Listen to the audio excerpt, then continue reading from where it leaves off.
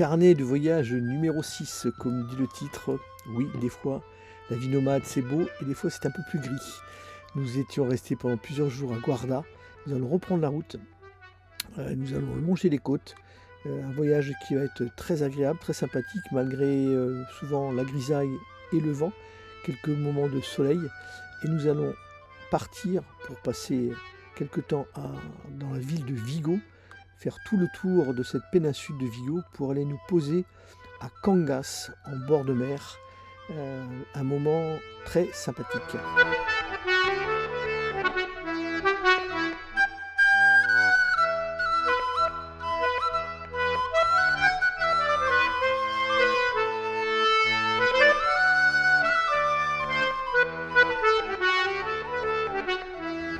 Bonjour à tous, mercredi, allez on est le 6 novembre, on est arrivé, donc on a enfin quitté Guarda, on s'est beaucoup plu, on y est resté 6 jours, on a repris la route hier et nous sommes arrivés à un petit village qui s'appelle Cangas, une plage, je vais vous la montrer, juste à côté de Cangas, et en face de nous on est en plein dans la grande ria de Vigo, et on est en face de Vigo, je vous montre tout ça, derrière on fait un petit coucou à Jimmy qui est bien installé là.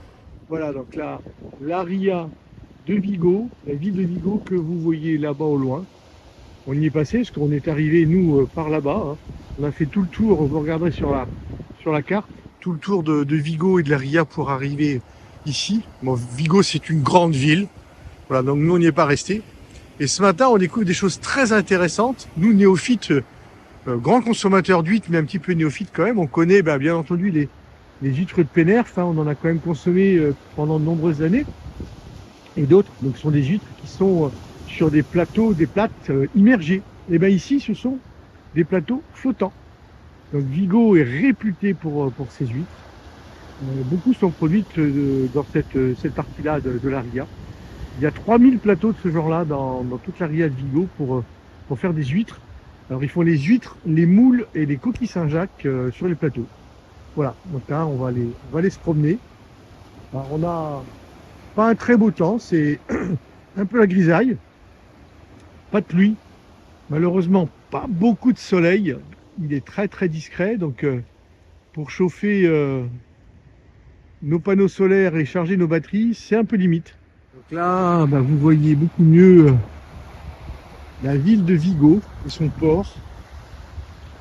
Vu le trafic de bateaux qu'on voit, je pense qu'il y a un gros port de commerce sur la ville de Vigo. Alors c'est assez impressionnant à voir quand on y est passé. La ville elle est collée à la mer et tout de suite derrière les montagnes et collines. Donc la ville est très étendue et très très peu large. Et c'est collé quoi.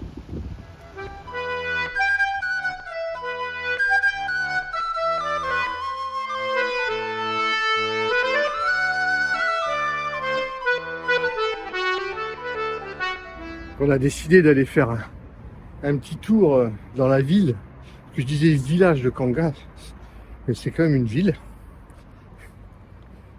Donc on a décidé d'aller faire un tour avec Elisabeth. Je fais un petit tour. Oui, il y a quand même, c'est une vraie ville. Et on va en profiter pour aller faire quelques courses alimentaires. Je disais, c'est surprenant aujourd'hui le nombre de personnes qui se promènent sur les bords côtiers, des familles, en ville, pareil. Et là, quand on arrive, je dis, mais tous les magasins sont fermés. Et qu'est-ce qui se passe? Même l'alimentaire. On regarde sur Internet, 6 décembre, jour de la signature de la Constitution espagnole. Jour férié. Donc voilà pourquoi tout le monde se promène. Et donc... heureusement, on a un petit peu d'avance en alimentaire quand même. Et on fera le reste de nos courses demain. Jeudi 7 novembre. Les jours se suivent mais ne se ressemblent pas. Ça fait aussi partie de la vie des nomades. Une météo pourrie. Il a plu toute la nuit, il y a un grand vent. Voilà. Donc aujourd'hui, je ne sais pas ce qu'on va faire. Est-ce qu'on bouge? Est-ce qu'on reste enfermé au chaud avec des batteries un peu vides puisqu'on n'a pas rechargé hier? Il n'a pas plu, mais c'était la grisaille. Je vous montre dehors.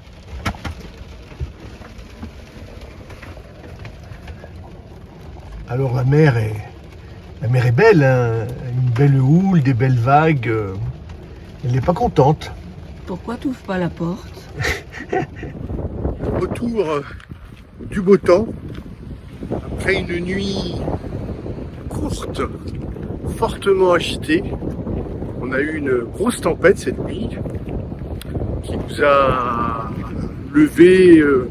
On n'était pas forcément couché, mais entre 1h et 2h du matin, des éclairs faisaient jour, des coups de tonnerre violents, et d'un seul coup, très violemment, de la grêle. Et je vous assure que la grêle, c'est la pire des choses pour les panneaux solaires, parce que ça peut venir les fracasser. Donc branle-bas de combat dans le fourgon pour tout ranger en catastrophe, tout remettre en ordre de route, dans l'idée de quitter, de repartir en ville, trouver un endroit abrité pour le fourgon. Bien entendu, quand un quart d'heure après on était prêt à partir, ça s'est calmé d'un seul coup. Plus de pluie, plus de grêle. J'ai pas eu le courage de sortir pour filmer dehors. C'était impressionnant, il faisait jour, tellement il y avait d'éclairs. Donc voilà, donc après on dort moins bien, on est un peu inquiet, on n'a pas bougé. Et puis ce matin, voilà. Une mer calme, une mer belle, un soleil magnifique. Donc petite promenade. Là on a le droit à un petit sentier très particulier.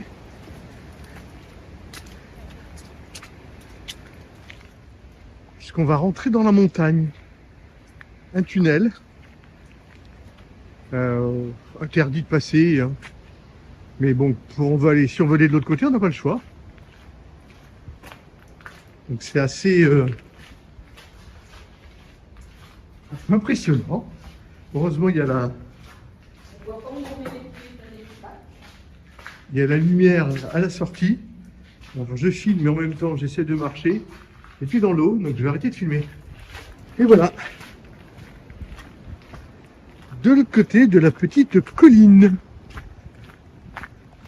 Et voilà un autre paysage derrière cette colline, toujours avec ces parcs flottants, donc huîtres, moules et coquilles Saint-Jacques.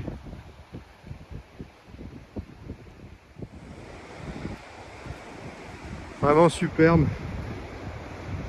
toutes ces criques avec des îles. Je crois que c'est... Je dirais des bêtises, je vous dirai le nom, je vous le mettrai en commentaire. Ces petites archipels qui, sur la Galice, c'est le deuxième site le plus visité. On a vu hier, avant-hier, des gros bateaux qui viennent. Il y a une île, celle centrale, qui est habitée. Habitée, façon de parler, hein. Il n'y a que des plages et un camping. L'été, le nombre de personnes qui viennent est contrôlé pour respecter l'écohabitat. Voilà, vraiment une région magnifique à découvrir, tous ces bords de côte. Il faut que je leur donne des repères pour mes petits-enfants. Je profite pour faire un coucou. Ilouane et Arthur, je pense très fort à vous. Bien entendu à mes enfants aussi. Ça fait, oui, 2 mois et demi qu'on a vraiment pris la route et qu'on ne s'est point vu. Ça fait un peu long. Mais quel beau paysage, quel beau moment nous vivons.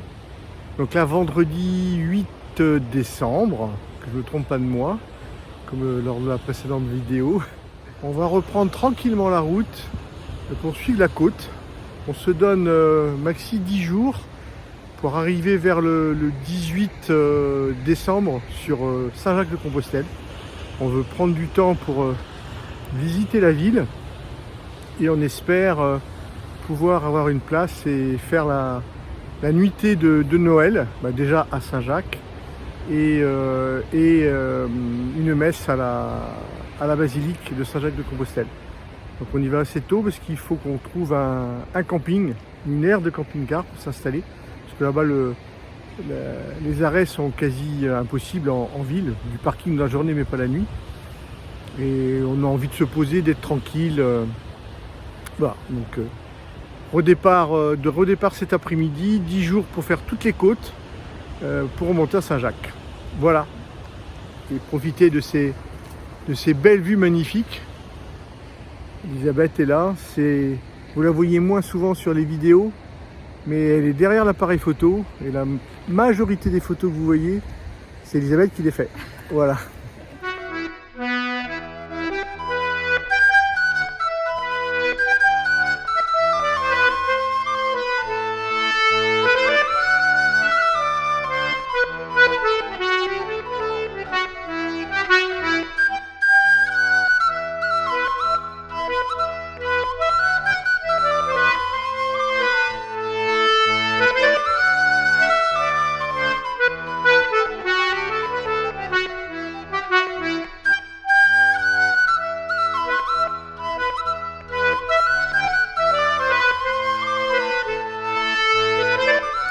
Nous reprenons la route, mais vous ne verrez pas beaucoup de vidéos, pas beaucoup d'images. Le temps va être très gris, beaucoup de pluie, beaucoup de vent.